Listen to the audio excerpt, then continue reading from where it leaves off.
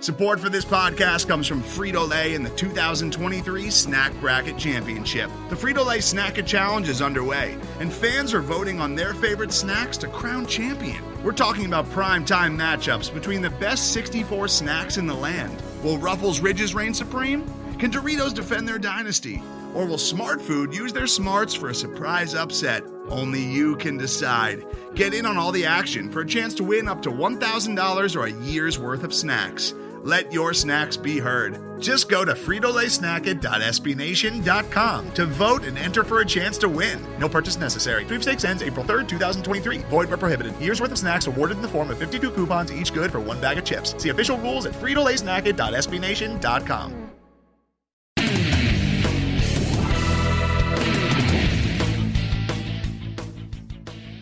Welcome to the Black and Gold Banneret Podcast Summer Sessions. I'm Jeff Sharon once again with you.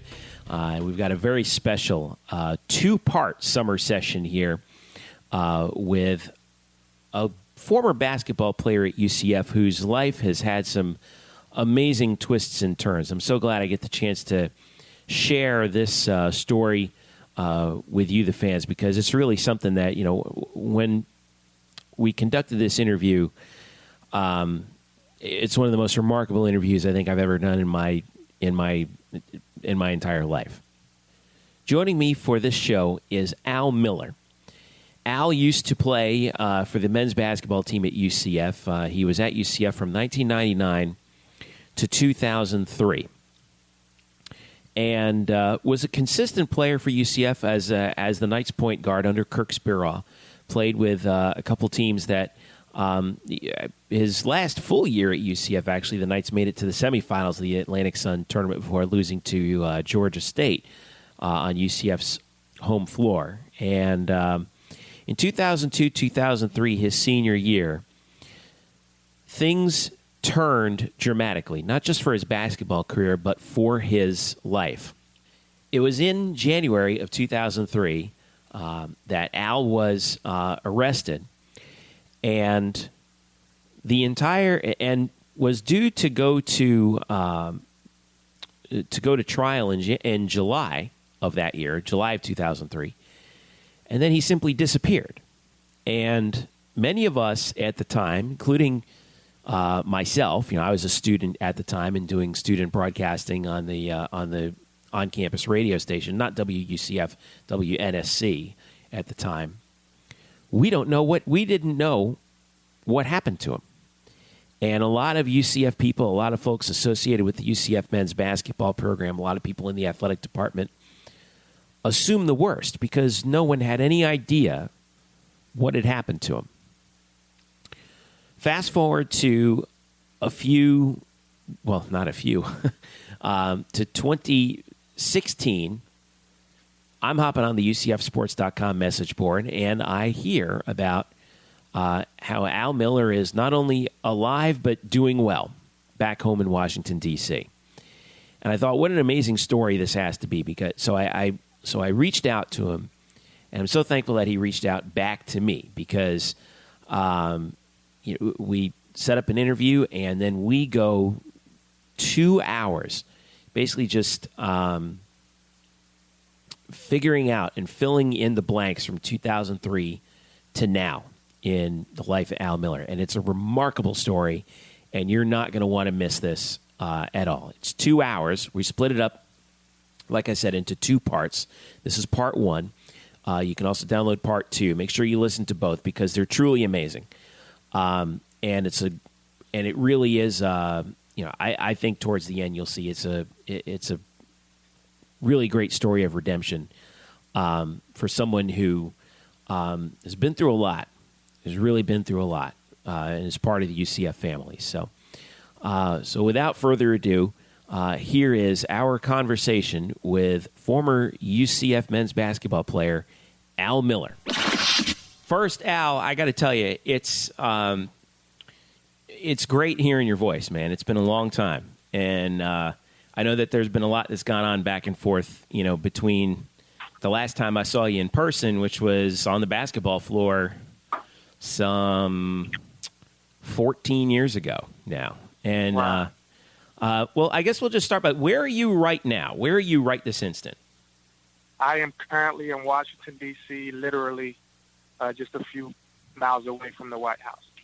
Wow. Okay. So, and I know you grew up in D.C., and you went to Maine Central Institute for high school. First of all, let me ask you, how does a kid from D.C. find his way down to UCF in 1999? Okay.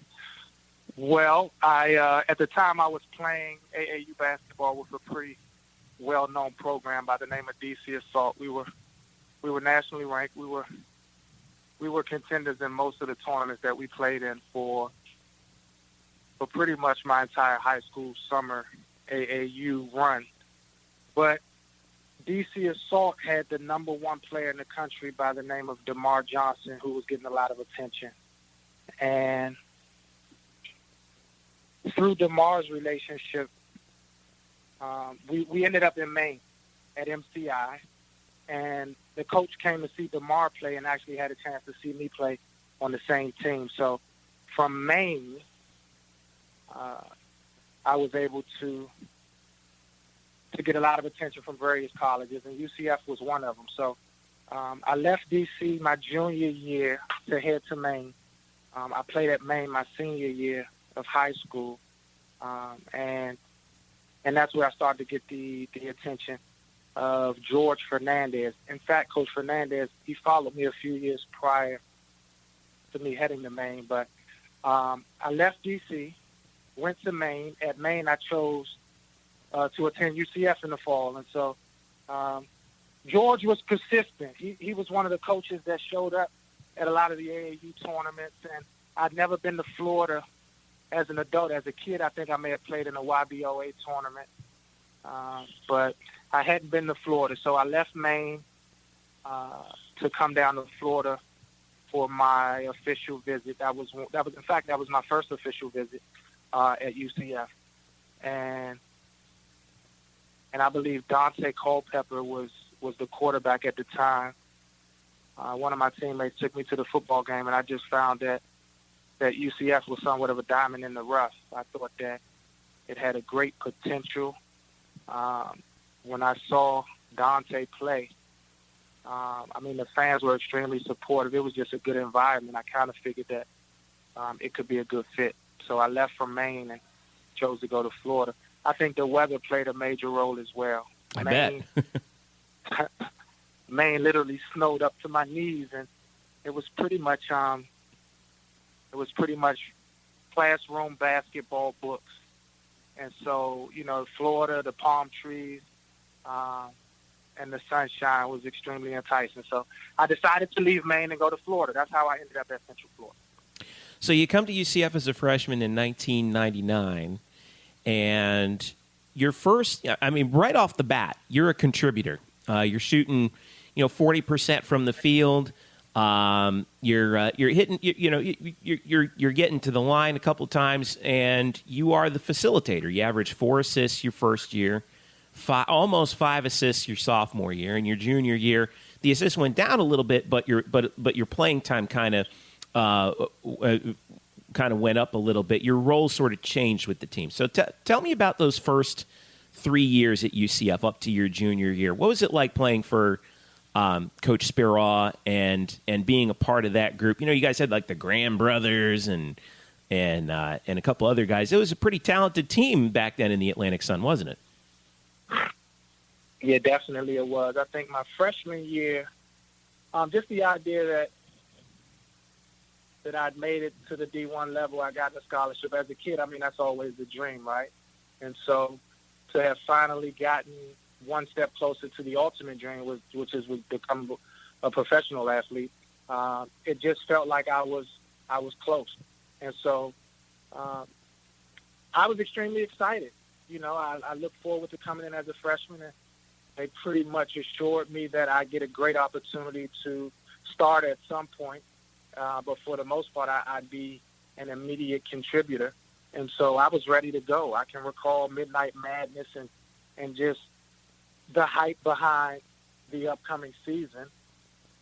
I think my freshman year was probably my best year, to be honest with you. I haven't gone back and looked at the numbers, but I think I was extremely confident going in. I had just left Maine, and we'd won the New England Prep School Championship. I played for a Hall of Fame coach in Max Good, who went on to coach at UNLV. I think he was the head assistant at UNLV, if I'm not mistaken. He ended up getting a head coaching job at Loyola out in Los Angeles. He bounced around a bit, but Max was an extremely aggressive, passionate, no nonsense type of coach.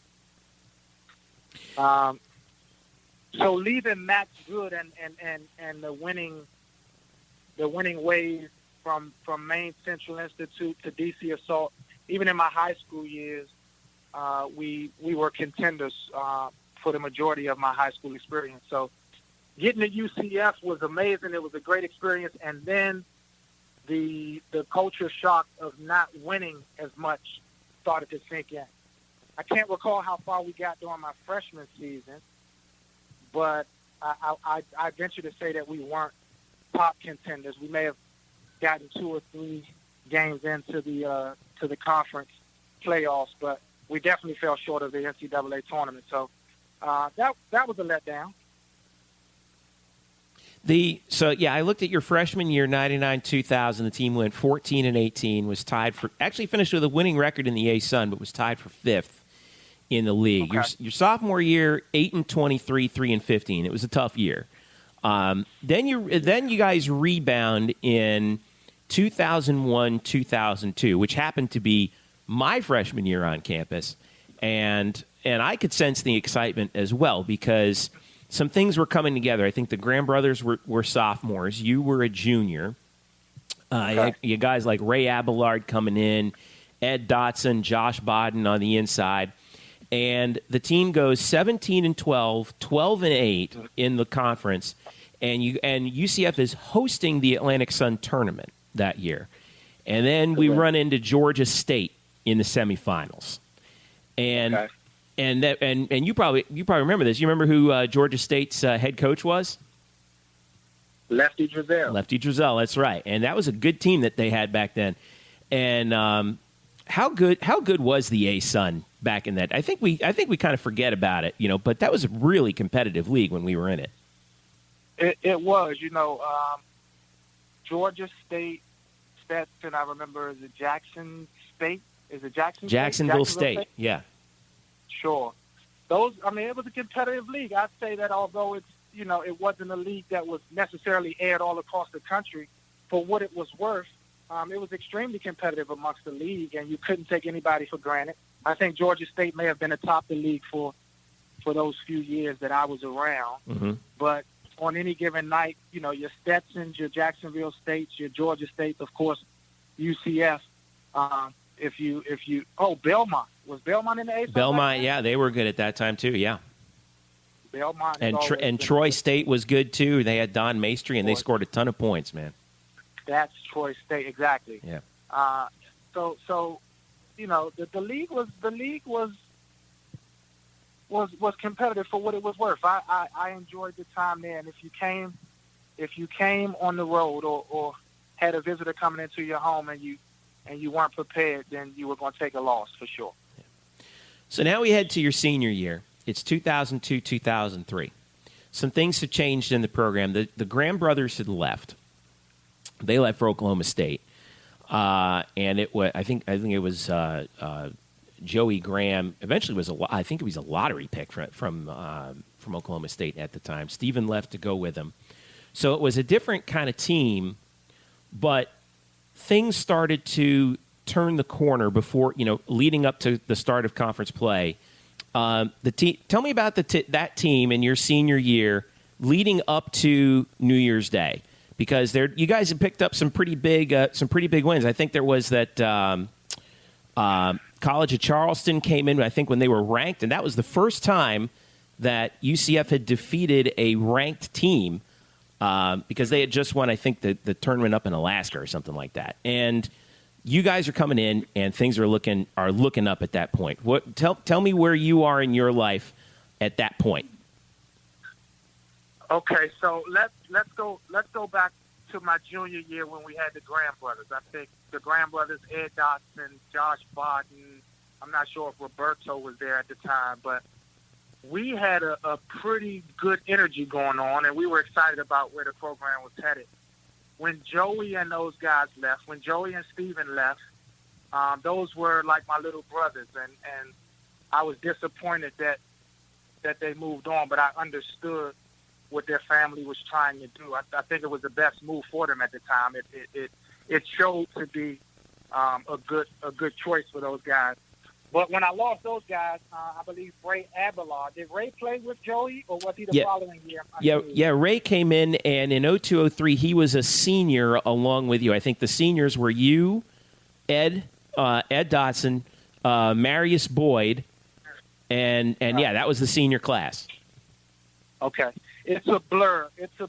I mean, in terms of the different years, because it's been nearly 14 or 15 years, Jeff. But when I think back to those guys and those personalities, I would say that we were extremely excited with our core group. Ed Dotson, Ray Abelard, who was one of my favorite players.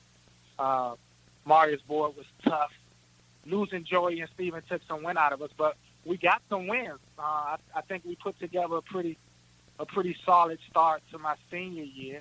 But when you ask me where was I mentally, I knew each year as a college athlete, your freshman year you think that it'll last forever, and you get through that first year and you realize, okay, I'm a sophomore. You're familiar with the routine and campus and just being a student athlete, and so you get familiar. And then the next thing you know, you look up and you're a junior and you're halfway out. I mean, it's almost over. So my junior year, I can't recall what our record was, but with the exception of my freshman year, I felt most of our seasons didn't go as well as planned, and a few of them were just bad.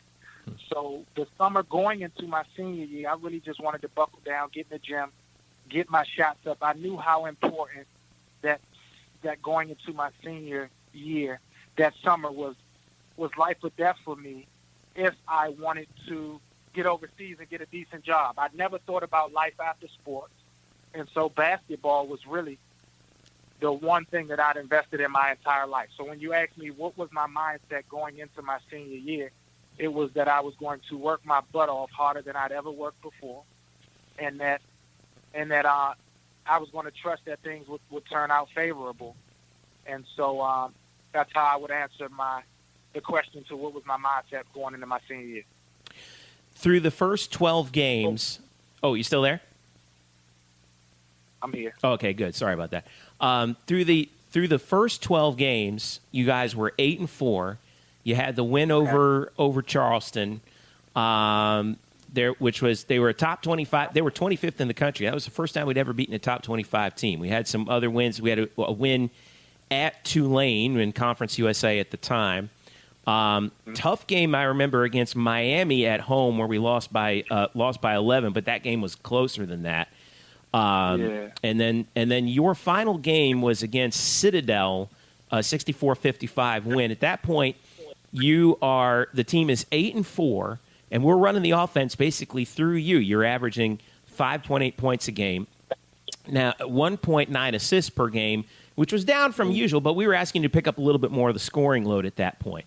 But we're thinking as we're heading into conference play, okay, we got our pieces set. I think we're going to be – I remember at that time thinking, okay, even though we lost the Graham brothers, we've got a pretty good team, and this is a pretty talented squad. And then this is what I remember happening. We came back from New Year's, and our first game after New Year's Day was on January the 4th against Florida Atlantic. It was our conference opener at home. And Chris Shoak was the SID there. And he came over to me as we're preparing to broadcast the game on the student radio station. He says, hey, guys, listen, got a heads up for you. Al Miller is suspended indefinitely, and that's all I can say right now. And so I was like, all right, this is kind of a little weird. I wish I had more information, but I couldn't find out anything. Everyone was very tight-lipped about it. So tell me what happened on the evening of, I think it was January the 2nd, 2003. Okay. Well, first and foremost, let me say, I'll take this opportunity to say let me acknowledge my Lord and Savior, Jesus Christ, right? At this point in my life, God had been trying to get my attention for a very long time. Far before I got to UCF, during my high school days, even as a young kid, I'd experienced some challenging times within my family, losing close loved ones and kids that I grew up with, and I just wanted to do it my way, right? And up to that point, it had pretty much worked out for me, but this was the breaking point that would essentially take my life in a different direction. So to answer your question, I can't recall exactly what the date was, but I had a party promoter ask me if I would be willing to put my face on a flyer to promote a party that he was hosting. He'd offered me a few dollars and told me that it's really no work. We're just going to put your face on the flyer. Feel free to pass some flyers out to some students on campus and some young ladies, and we just wanted to fill up the party. The goal was to fill up the party. I do recall us leaving from an away trip. I think we came back home to UCF, and we had a day off before practice or the next game, whatever the case may be. And so it was an opportune moment for me to get out on the town and pass out some flyers. And so I called a dear friend of mine, one of my favorite teammates, Baranti Sims. And rest in peace, Baranti Sims, as I think of the interview. In fact, are you familiar with Baranti? I remember him. I remember him vaguely. I do remember Baranti. Yeah. Okay.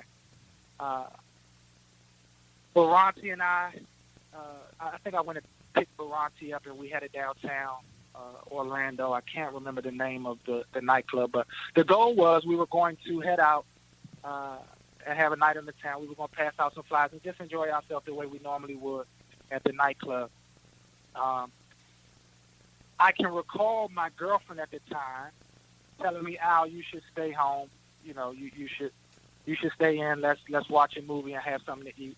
And I just felt I had an inkling to get out. I just felt like getting out, and so that's what happened. We went out. We went into the nightclub. During the nightclub, an altercation ensued, and I take full responsibility for the action. So, for the sake of those involved, I won't get into all of the details, but I will say that for the most part, what the media advertises happening did happen. You know, I did not. And watching the news, so I'll fast forward and come back for you. Mm-hmm. I was arrested. I was charged with armed robbery with a firearm. And at the time, I had no idea what the law was. I was 21 years old at the time. And when it was brought to my attention that the armed robbery with a firearm charge carried a minimum of 10 years day for day, then reality started to sink in. And so I honestly thought it was a joke initially. I thought the police would just, excuse me, were just selling me whatever they wanted to sell me at the time. But after hiring a lawyer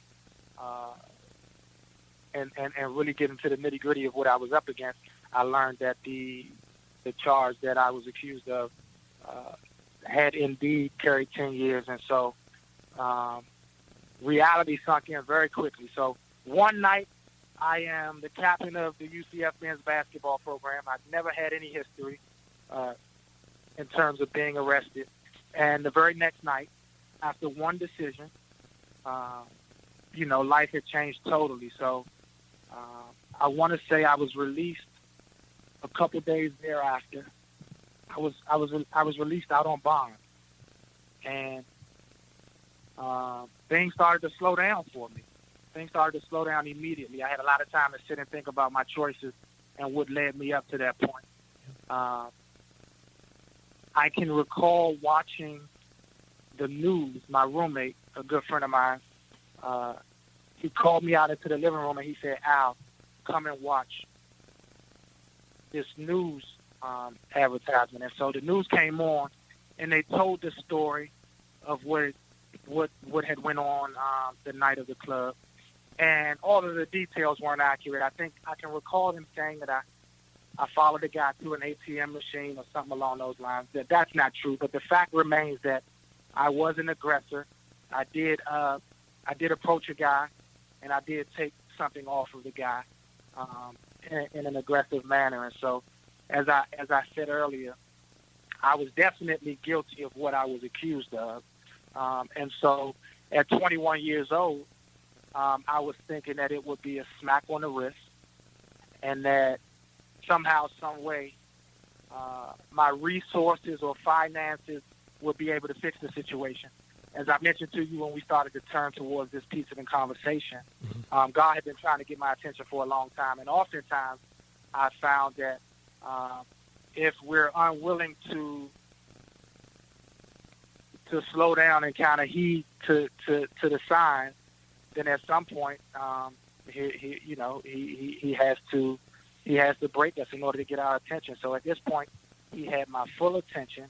I am now a senior in college. I'm indefinitely suspended from the basketball program.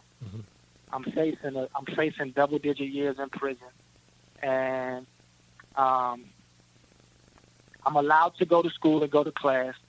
Obviously, I'm not allowed to practice or to attend any games. And when I think back to it, I mean, you as an athlete, you build a certain routine. You are accustomed to getting up and going through your day, knowing that you'll have practice or you'll have workouts or you'll have a game. And I think many athletes, not just myself, but I think many of us experience identity crisis outside of basketball. Like basketball often defines the athlete, and so it takes a while.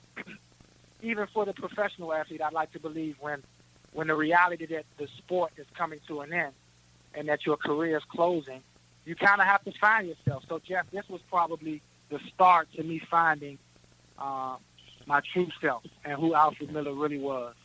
And so that was the beginning of it all. That was the very beginning of it all. Here's where, to that point, basketball is out of your life at that point.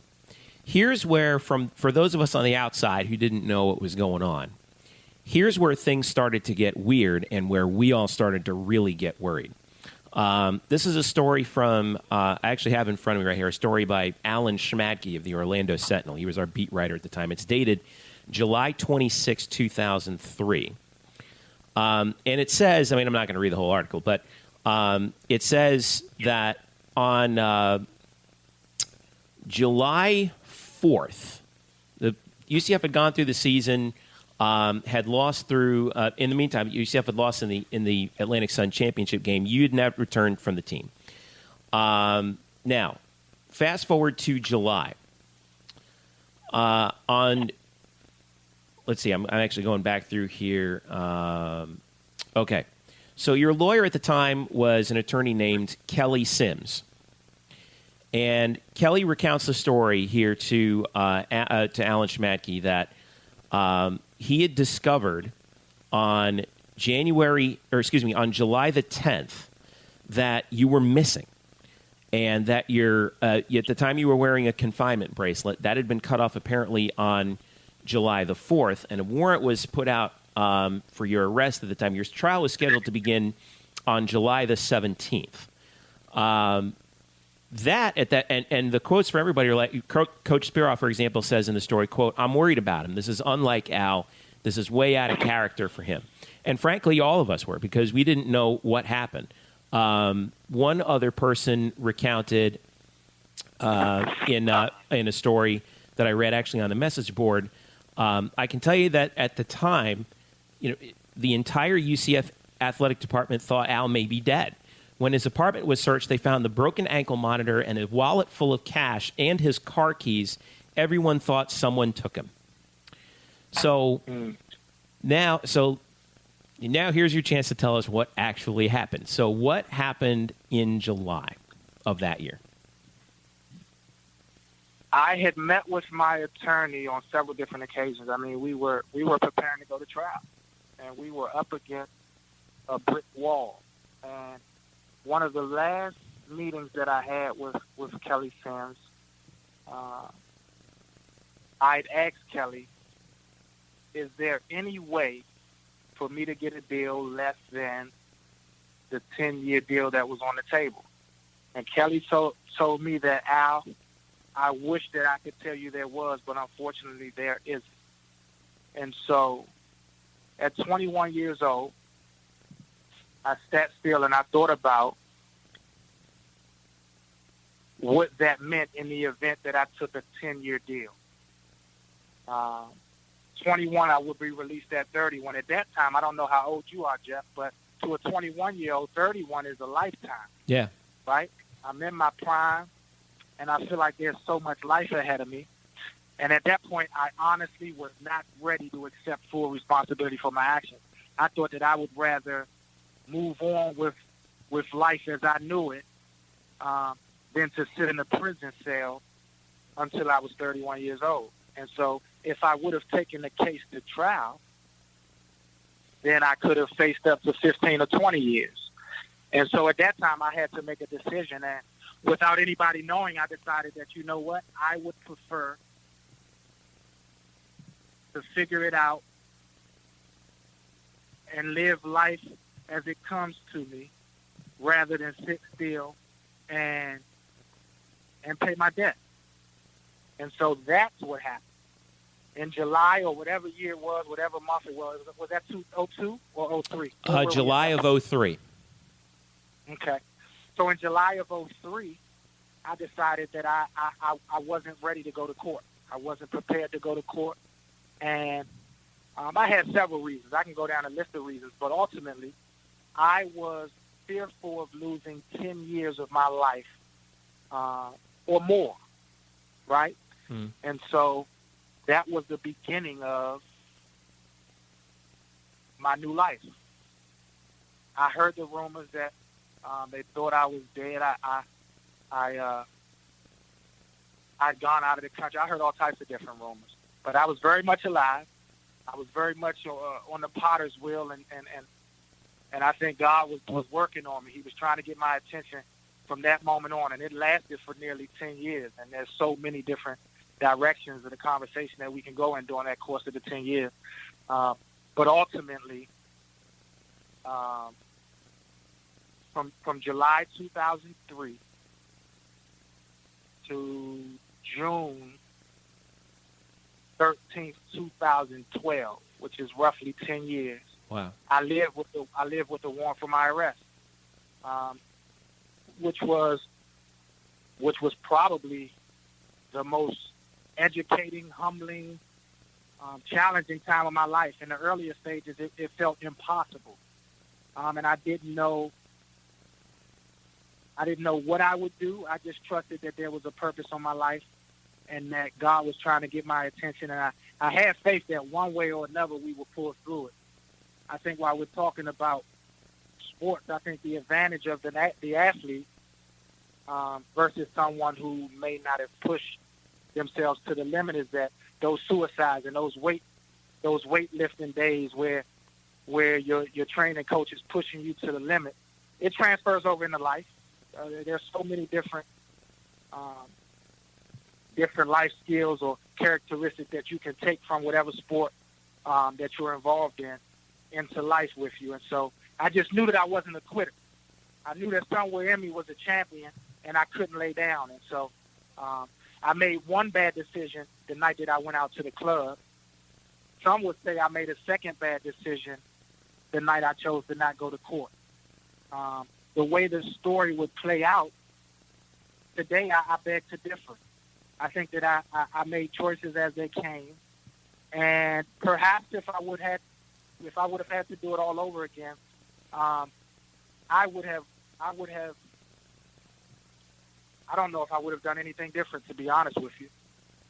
I don't know if I would have done anything different. The way the universe worked, the judges and the district attorney who was on my case at the time, it was just a season. It was a season in Florida. It was a season perhaps in amongst the country with the criminal justice system where I would have gotten probably made an example for the decision that I made. When I sat down with my attorney later on, so I mentioned in June 2012, life had gotten me to a place where the things that I thought were important during that 10-year warrant season, I'd accomplished it.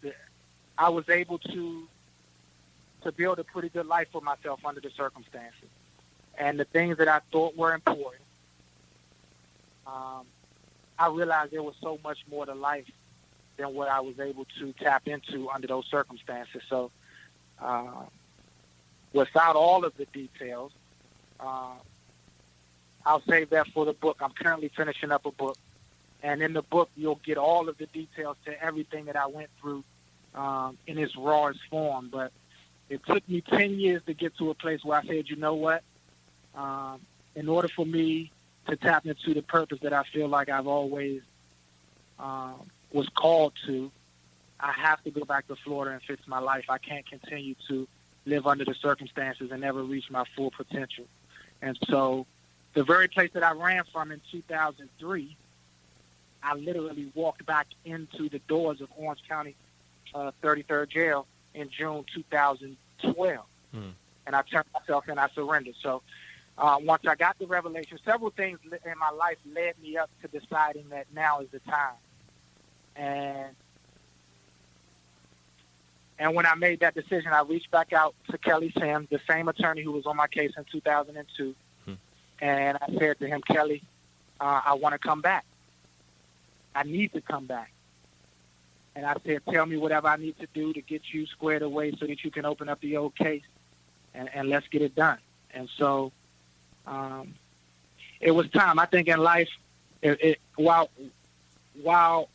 a lot of the story stems from basketball, I think that my experience speaks to not just athletes, but it speaks to anybody who is in the face of fear and who may be hesitant or unsure or timid when it comes to what appears to be an extreme challenge, right? I think whether you work in corporate America, no matter what you do, no matter whether you're young or old, I think at some point we all face fear. Oftentimes fear can paralyze us. In my case, it paralyzed me for roughly 10 years. And then at some point I just figured I got into a place where I was tired of being tired, and I knew that I had to take my life by the horns if I ever wanted to make my life mean something more than what I was experiencing at the time. So it took me jumping off the cliff and returning back to Florida to turn myself in. And this was the start of, I guess, me regaining my life back. Yeah.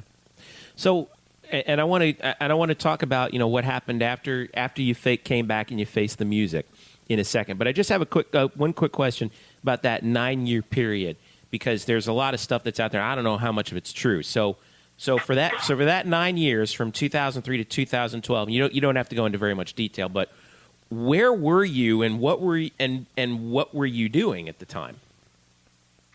I left from Florida and I made my way to Charlotte, North Carolina. I had a professional friend of mine who was playing in the NBA at the time. And so thankfully I had people who loved and cared for me dearly, who wanted to see me do well and who wanted to the best of their ability, help me out. And so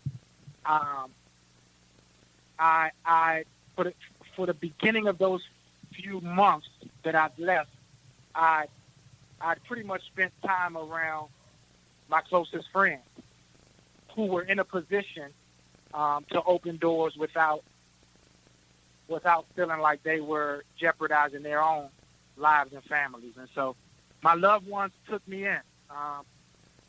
At the time, I was hesitant to go back home to my family because I thought that was too close to where the authorities would reach out to. And so I leaned on the people who knew me since I was younger and the people who knew me outside of the mistake that I most recently made. So started out in Charlotte, and I sat in Charlotte for a while.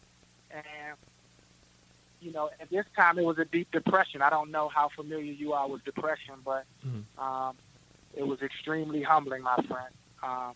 I'd realized that at 21, I made a decision that would affect my life for many years. At that time, I was thinking for a lifetime, because to think that I would get to a place where I was willing to go back and turn myself in at 21, I didn't see that. I didn't know that man. Yeah. I didn't know that man at all. And so I sat in Charlotte in the Carolinas for a while. I went up to Atlanta for a while. I went to New York. I went to California, and then I found my way back home. So I ended up getting back to D.C. roughly a year and a half to 2 years later. And I got a chance to see my family, many of which, outside of my immediate family, rather, if you weren't in the basketball community and I didn't share the information, me being from up north, you know, it wasn't heavily publicized in my region. Mm-hmm. It was more so a down south familiarity. So if I didn't share it and you weren't a part of the basketball community, it became my dark secret. So everybody didn't know, you know, and so I carried that around for a great deal of time. And it became normal, you know. In many ways, I started to live a lie. I created up who I wanted myself to be despite my past.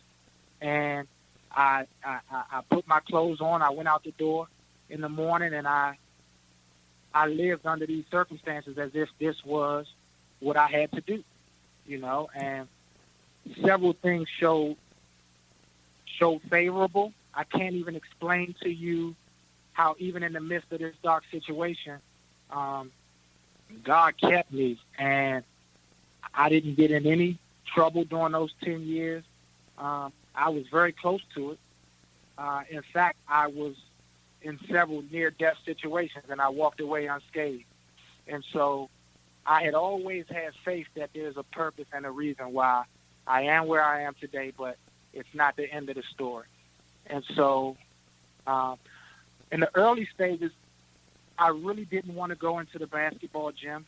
I kind of wanted to stay, even as close as I was to some guys who were playing professional. I didn't care to be around the sport. It almost reminded me of it reminded me of my past. It was a mirror of the dream that I would never get to, and that was tough to look at. And so most of my friends or loved ones at that time were either athletes or from the community that I grew up with, mm-hmm. and they were living a lifestyle that most guys in the inner city live, which was one that I did not feel comfortable with 100%. I knew that my life experiences had gotten me to a place where I was capable of so much more. However, with the warrant for my arrest, it landed me at the very place where I dreamed of getting out of. So those were the decisions that I was up against. Either I spend time with my athlete friends, and they remind me, not verbally, but just through waking up and doing what they love to do, they remind me of the choices that I made. Or I take a different path and I go back into a world that's dark and dim. And so in those early stages, I was really trying to find my way. I did not know exactly how I was going to get to the place where I am today. And in many ways, you just have to walk it out and trust that it'll all pan out. So I'll let you ask another question, and I'll go from there. Okay.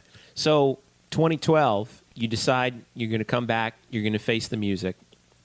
What was the turning point that led up to you making that decision? Like, who was it that you spoke to that said, I'm going to do this, and then take me through that process, and then when you finally did get out, what happened from there? Okay, so around 2006, 2007, I think it was 06. It may have even been 05. I met a young lady who I was dating, and she was in medical school. And we'd actually gone to junior high school together, and I hadn't seen her since I left that particular school. It was around the ninth grade when I left the school. And I bumped into her. We started to hang out. This became the lady that I dated. And while she was in medical school, God continued to put people in my life to show me that there's more to life than what I was doing. So I watched this young lady get up. I watched her work crazy hours. Prior to her residency, I just watched her go through med school and study and get up and cry. And her hours were ridiculous, but she had a goal in mind. And so at this point, I was doing the best I knew how, but I was doing fairly well under the circumstances. And God placed this woman in my life who initially did not know my situation. And so at a certain point, I think we dated for roughly a year and a half, almost 2 years, and she became my best friend. And one day she asked me, Al, what do you think about getting married? And I said to myself, absolutely not.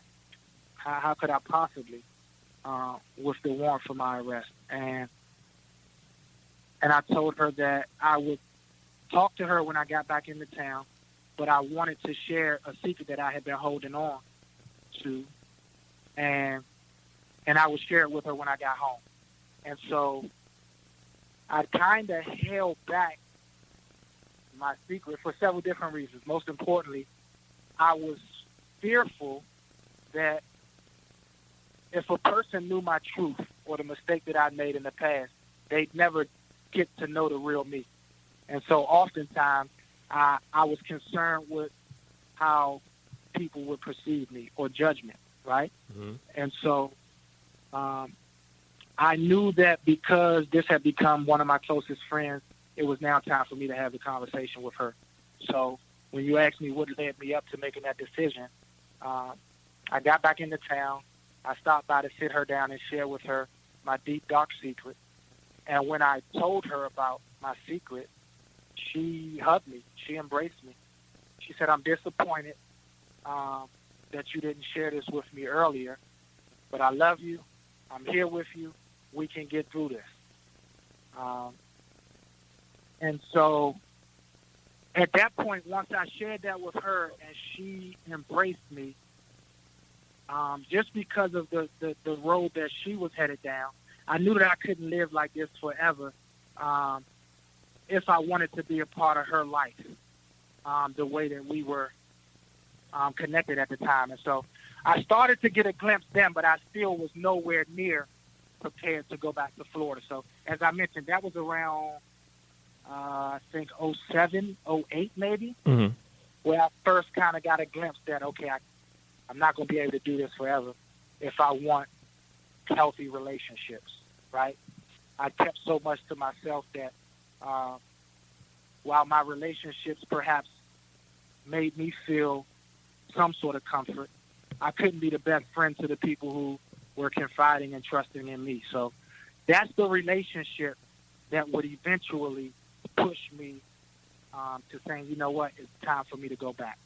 I lost my grandmother. That was one of my fears in 2002 or 2003 when I had originally gotten in trouble, that if I would have sat down for 10 years, my grandmother, my grandfather, I would have lost some very important people to me.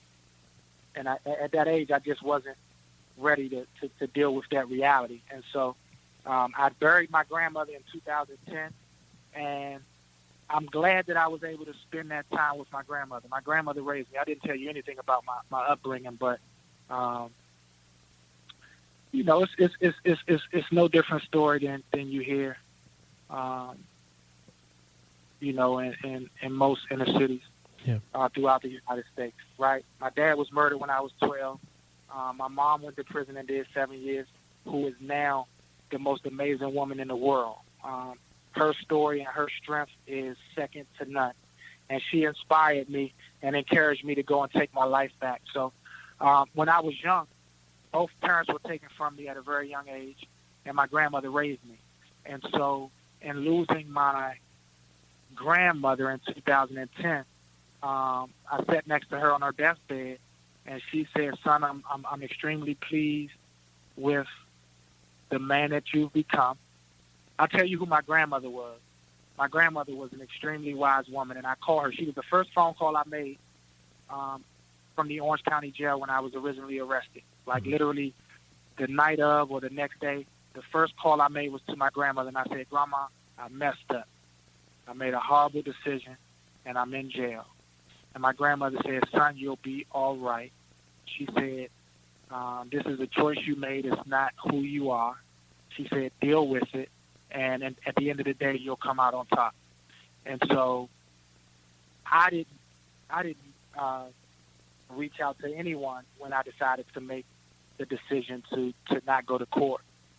But when I found my way back to D.C., and I was able to sit in front of my grandmother for the first time since I gotten in trouble, or I called her from the county jail, my grandmother looked at me and she said, "Son, are you okay?"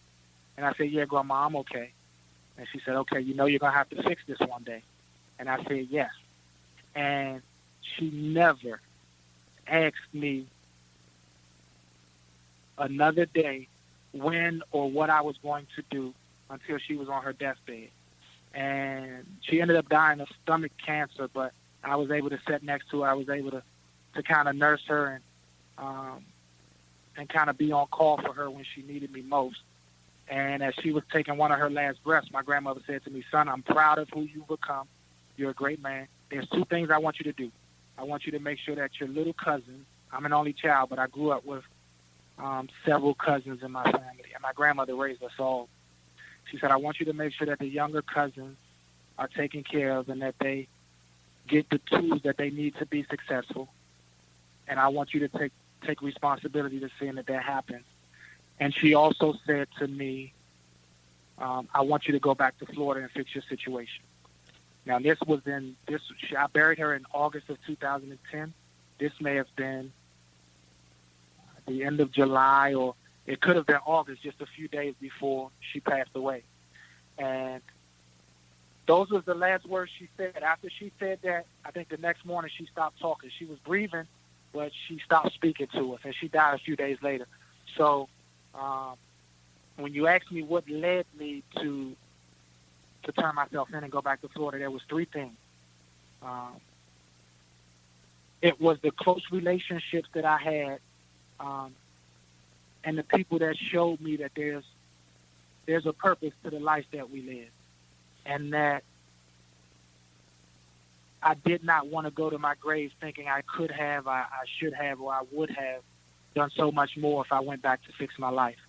That was unacceptable. That wasn't an option. The second thing was purpose, and just feeling like I know that there's more to my life than what I'm living at the moment. And I know that I'm capable of doing so much more than what I'm doing at the moment. And then lastly, just my faith in God. I felt like God had kept me through so much that he could bring me through what appeared to be an impossible situation. And he's the master of making the impossible possible. So at a certain point, I just had to jump off the cliff, Jeff. And jumping off the cliff for me looked like I booked a plane ticket from Baltimore, Washington International Airport, BWI, to Orlando. Prior to that, though, in complete transparency, in my communications with Kelly, we were trying to get me a deal where I knew what I would turn myself in for. Like, it was a certain amount of time that I would be willing to do. And so, I mean, I knew I walked away from 10 years, so the deal on the table wouldn't be anything less than that.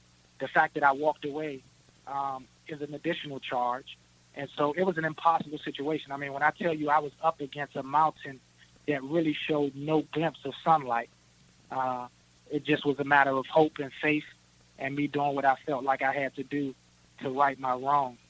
And so Kelly had originally reached out to the state to figure out, okay, what can we do? This guy's ready to return and pay his debt. What's the deal on the table? Is there a deal?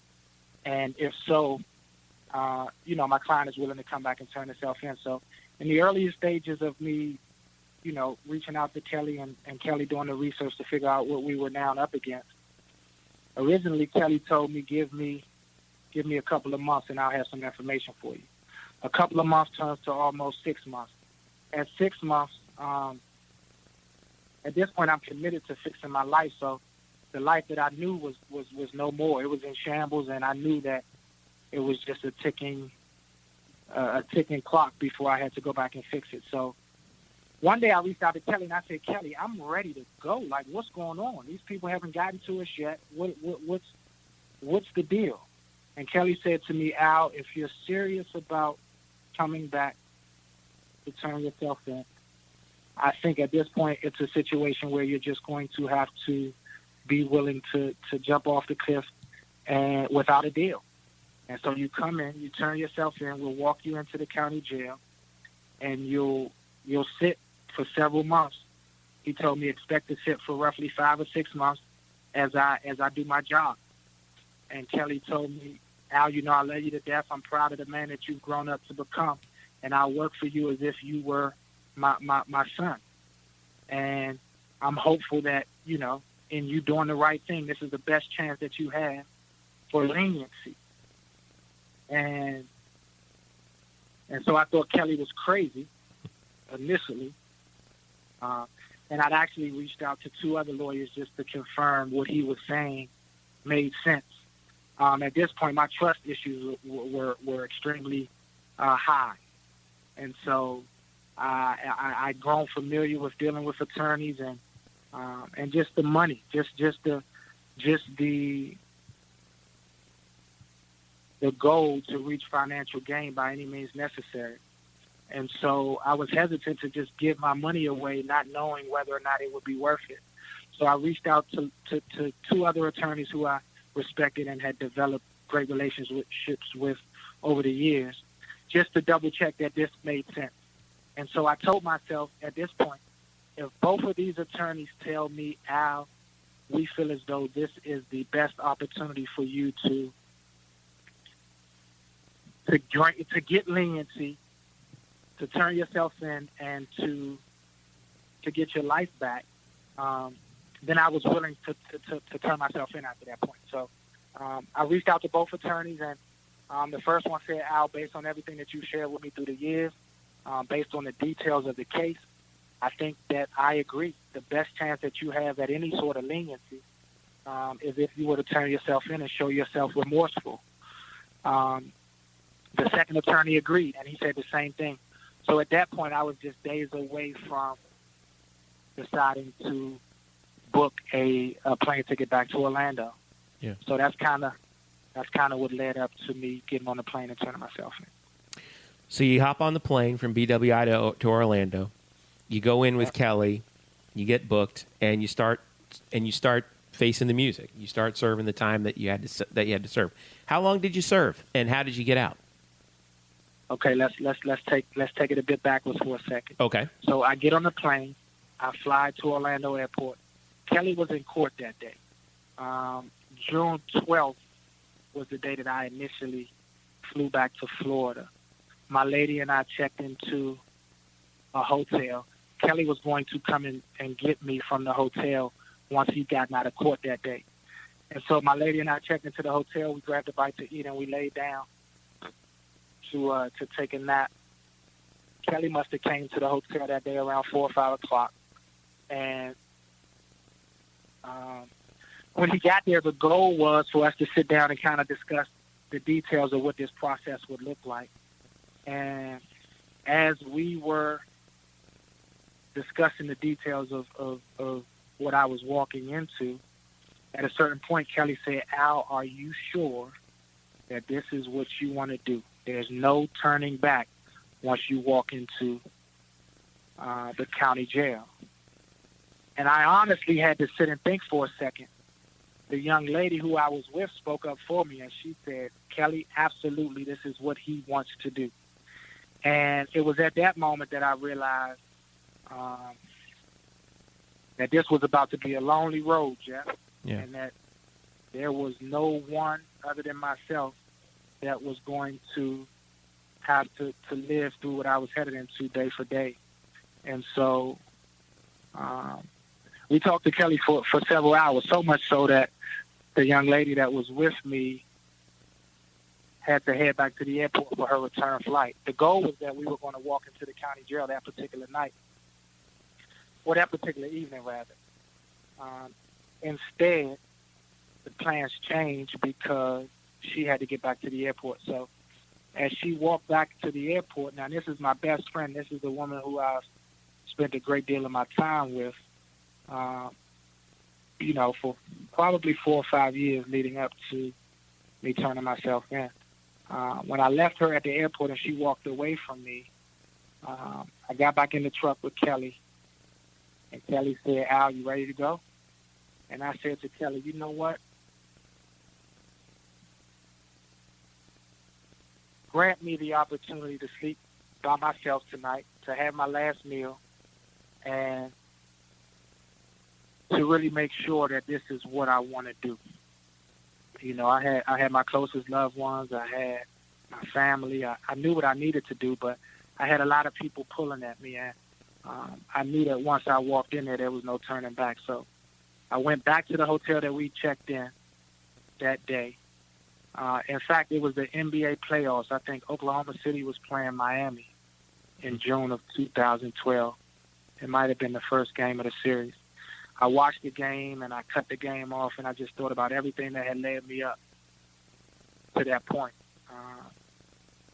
And I knew what I needed to do, but to be honest with you, that fear hopped on me again. And it was the toughest decision that I'd ever had to make in my life. I'm now in Orlando.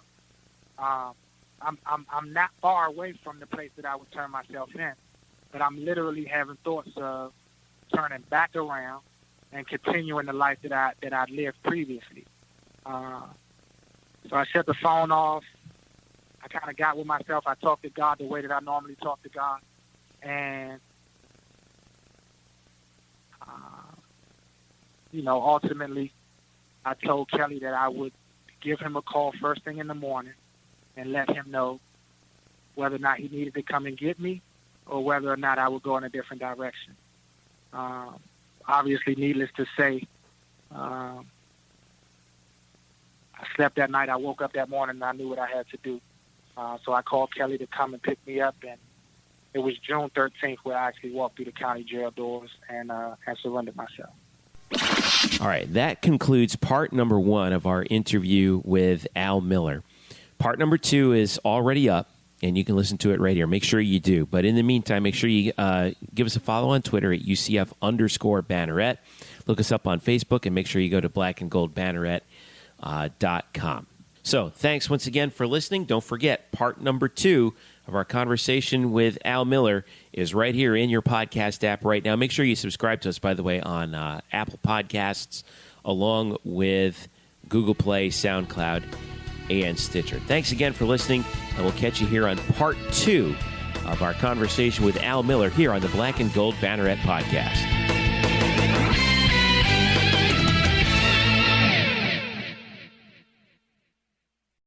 Today's episode is brought to you by Cars.com. With over 2 million vehicles and 50,000 more added every day, Cars.com will match you with the perfect car for you, your budget, your life, your style. And if you're ready to say goodbye to your current car, Cars.com will get you an instant offer to cash it in. Just start by entering your license plate and get matched with a local dealer who will write you the check. So whether you're looking to buy or sell, just go to Cars.com. It's magical.